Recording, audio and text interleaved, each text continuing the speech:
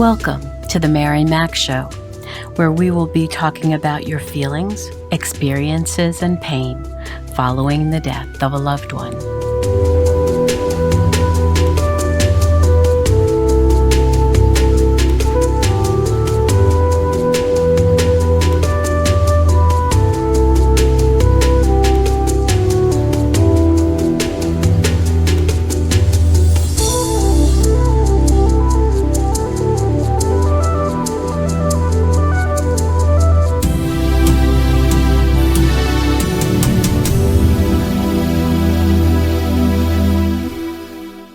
Good morning, good afternoon, good evening. Wherever you find yourself in this entire world, I welcome you. How are you doing, my friend, my warrior? I certainly hope you are feeling a little bit better this week. As we are coming up to Hanukkah and Christmas soon, and often we struggle with what we are capable of doing this season, I thought I would touch on a few points that I hope will help you. Now, you may be thinking that you want to be left alone. You want to pull the covers up and not come out of the bedroom for days. I understand that. I've lived that too. And when you're stuck in that place, it feels so overwhelming, especially as we move into Christmas and Hanukkah. You might be screaming inside, "Can I just sink into this?" Well, yes, you can, and to a certain degree, you must. You need to feel all the feelings you're having. You need to experience whatever comes up for you as you move forward in your grieving process. You unfortunately cannot sidestep that. But what if you gave yourself permission to consider, just for a little bit, the good things you shared together, the happier times you experienced together? To celebrate their lives and focus less on their death and your pain. I know that sounds so simple to say, but by focusing on the good instead of the sad, we get to live a more healthy life. We get to honor them and move into a place where we are remembering the relationship we shared with them while they were with us. So let us spend some time discussing what you might expect and ways to cope with your various emotions. If this is your first Christmas or Hanukkah or other year-end holiday after a loved one's death, you may be anxious because you're not really sure what you will feel. As I mentioned in the past, it's important that you plan out this season, decide what you are capable of doing, and whether to accept invitations. The holiday season you've shared with family and friends in the past may not be appropriate for you this year. You might not be the host for your family. You might visit another family member who may be taking over dinner to make it easier on you. Maybe you've decided not to decorate the outside of your home because it is just too much work, and that's okay. Maybe you've decided that going away is better for you and your children after the death of your husband and their father. You needed a whole new outlook this year, and that's fine too. You need to be kind to yourself. Not wearing the mask you wear to make people think all is well when you clearly know it isn't. Remember that people cannot read your minds, and they feel awkward around us because they don't know what to say or do for us. So we need to guide them. Now you're probably thinking, why do I have to do anything? Shouldn't they just know how to help me? Well, the answer to that actually is no. They don't know how you're feeling or thinking, and as you probably already know, those feelings can change at any moment. One moment you're stable, another moment you're crying uncontrollably. All of that is natural and normal, but they usually don't know that, so we must help them. And if this is a relative that everyone in the family is grieving, be prepared to not only be consoled, but console others who are also devastated after their death. By comforting others, we comfort ourselves. Let them know how they can help you. Let them know it would be helpful to speak openly about your loved one because acting like nothing has happened is craziness. It happened. You have been changed by their death, and the last thing you want to feel is ignored or that somehow the person never existed. I remember a neighbor of mine who lost her husband telling me that when she attended a family function after his death, his entire family never talked about him, never uttered his name. That stunned her. She couldn't understand how no one even acknowledged her grief, asked her how she was doing, or anything. It's like it never happened, and it was just horrible. So let's look at what we can do to keep their memory alive during the holidays. Will you visit the cemetery? Bring flowers, lay a wreath? Will you do this as a family? Will you decide on a smaller tree than in past years, but no less special? At dinner, will you set a place for them, the same place they always sat at each year? Will that make it seem awkward or comforting? Only you can decide. Will you put a flower on their plate to memorialize them? Will you make a special toast to them at the beginning of the meal? Will you or another family member make their favorite pie, favorite soup, or a different dish? You can trade stories on how they always bragged that theirs was the best. And maybe you'll even go from person to person around the table and play the remembrance game. Each person gets to tell a funny or memorable story about the person who has died or was killed. They start each story with, "Remember when? Remember when Grandpa and I used to go to the baseball game and never tell anyone until after we were home? Remember the time Grandma and I were making sauce, opened the tomato paste, and it exploded all over the ceiling? Remember when Dad brought us fishing and we caught so many we had to get another cooler? Remember when Dad and I went to the father-daughter dance and we had such a great time? It even made the pictures in the yearbook. Remember when Mom and I went away together to the beach for 3 days, all by ourselves, and we ate potato skins each day? They were so good. Remember when I went down to Mom and Dad's condo? It rained all week, and we drank orange cappuccino together, all snuggled on the balcony in blankets. Remember when Grandma and I used to go to the cigar shop at night to get Grandpa his cigars, and she'd always get me a treat. Sometimes chocolate, sometimes an Italian ice.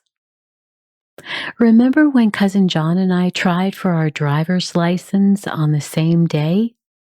He passed. I didn't.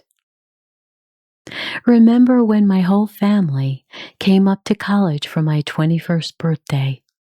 Nana cooked for days. Perhaps you will make a compilation of many photos and share them together, all snuggled with one another in the living room after dinner. And oh, yes, there will definitely be tears for that one, so don't forget to pass around the tissue box beforehand.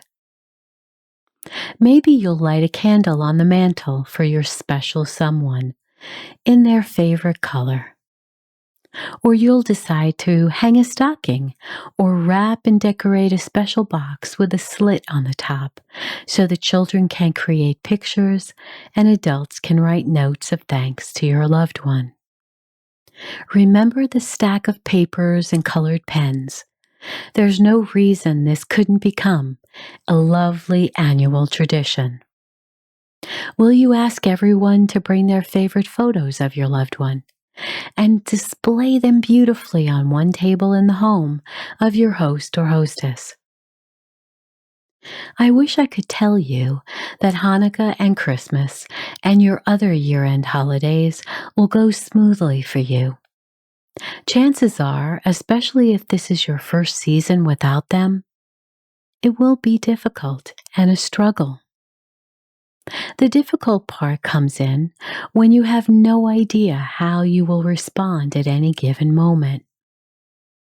Grief is similar to a roller coaster in the beginning of your journey. One minute you feel stable, and the next you feel a sense of chaos inside. That is why I strongly recommend you use Bach's Rescue Remedy to help stabilize you when you feel overwhelmed, as well as learn the emotional freedom technique by my favorite practitioner, Brad Yates. EFT, or tapping as it is known, can help so much to calm you physically and emotionally when you feel like you are freaking out. You tap on the meridian lines in your body as you say certain words, and when you first see it, you think it's a little wacky. You know, just like you think I'm wacky to ask you to dance at the end of each podcast episode. But I'm doing that so you will feel joy again in a small way. To take your mind off of what you've lost instead of the blessings you had with your loved one, which no one can ever take from you. EFT can help you tremendously to feel calmer and more in control. When you visit Brad's YouTube channel, you can search by the word of what you are feeling and then tap along with him. So if you feel overwhelmed, watch that video and tap along. And if you feel betrayed that your spouse died and left you, tap along with that video. And if you feel so angry at life and how fair it is right now, watch that video. He has hundreds, and you can watch and tap many of them several times if you need to, until the stress of that feeling has subsided. Now, Bach's Rescue Remedy comes in a small vial, are liquid drops which you place on your tongue. Unfortunately, they used to have a non-alcoholic version, but not at this time. I checked. So if alcohol is not your thing, please be aware. These are homeopathic, and I keep this little yellow box in my purse at all times. I use them for many things. But I've found that especially when you know you'll be going into a stressful situation, take a few drops beforehand on your tongue and let them settle in. Wait a few minutes and you will feel the calm come over you. I remember I would use them while I was grieving and had to attend a meeting or when I was tackling something big. They will help you when you go back to work after the funeral and burial. Mostly, it's important that you care for yourself during these special holidays. You don't know how you will react as you go through them, so be kind to yourself along the way. Give yourself time.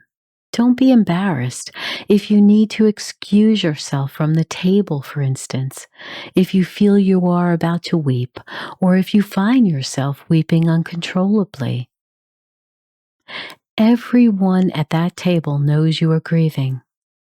Simply take the time to compose yourself and rejoin the group. They will be sympathetic because they know how much you're hurting. Remember, if you're with those who love you, you can count on them to be there for you. And if you're not sure if family will be sympathetic, maybe choosing friends to be with instead might work out better. Not all families support us when we are struggling. I wish it wasn't that way, but sometimes that's just the case. People can say very cruel things like, "Aren't you over this by now?" And meanwhile, it's only been a few months. Or, "It was God's will," or other religious cliches. But that does not help you. So do consider the best people in your life to be with during this season. Think about what's best for you and decide accordingly. Don't put yourself in a position where you'll feel even worse than when you arrived. Remember, do what is best for you. You can visit for a shorter time than usual, maybe just for dessert. Perhaps that would work out well. Consider options.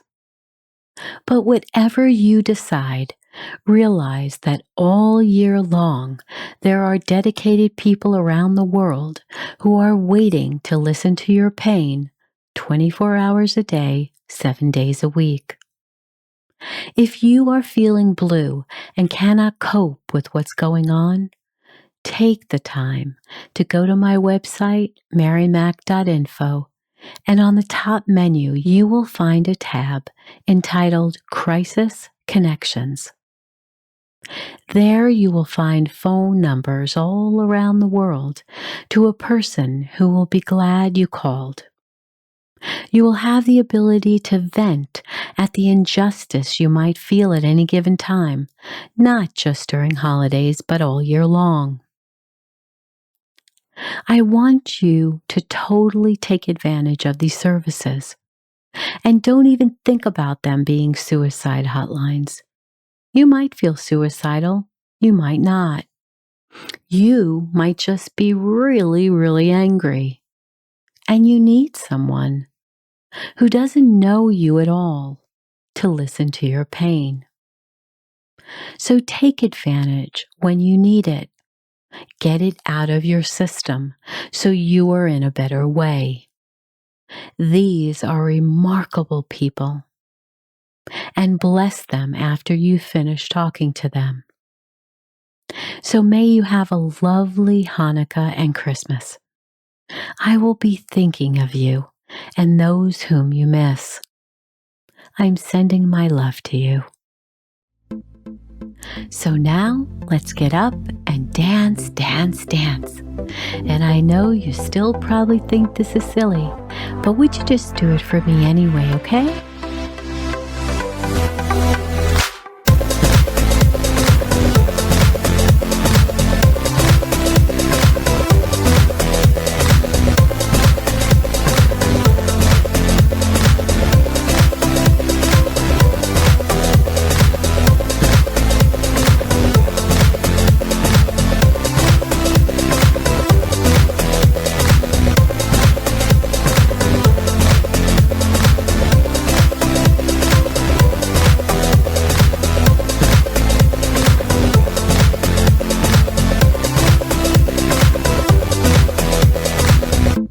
Thank you for being with me today.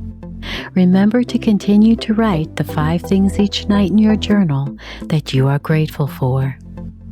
As we move into the holiday season, pick up my book on holiday grief, which you can find on my website at marymac.info. Please subscribe to my podcast wherever you listen to me, and share with those who may benefit from it as well. Support my podcast if you can do that also. And as always, remember to be happy because you deserve to. I'll speak with you again soon.